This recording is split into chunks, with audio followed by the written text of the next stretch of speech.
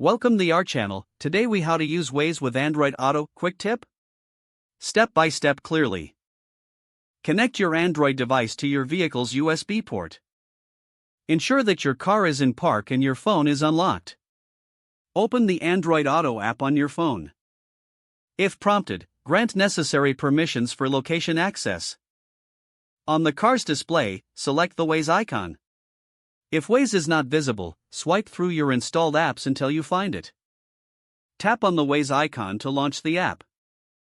Once Waze opens, set your destination by either typing it in or using voice commands. To use voice commands, tap on the microphone icon. Say your destination clearly for the best results. Review the route suggested by Waze on your car's screen. You can choose alternate routes if presented. While driving, you can listen to voice directions through your car's speakers. If you need to make stops or add waypoints, use the Waze app interface. To exit Waze, simply return to the main Android Auto screen.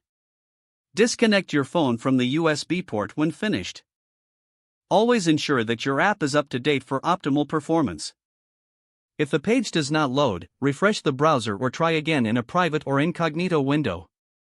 Make sure you are using the correct email address, then retype it carefully to avoid small typos. If your password is not accepted, use the reset option and create a new strong password you can remember. Check your spam folder for verification or security emails, then complete any requested confirmation steps. Enable two-factor authentication if available to improve account security and reduce unauthorized access risk. After signing in, review your profile details so your contact information and settings are accurate and current. If you see an error message, note it down and try again after restarting your device and internet connection. Log out when you finish, especially on shared devices, to keep your account and payment information secure. If the page does not load, refresh the browser or try again in a private or incognito window. Make sure you are using the correct email address, then retype it carefully to avoid small typos. If your password is not accepted, use the reset option and create a new strong password you can remember. Don't forget to like this video and subscribe to our channel for more step-by-step tech guides.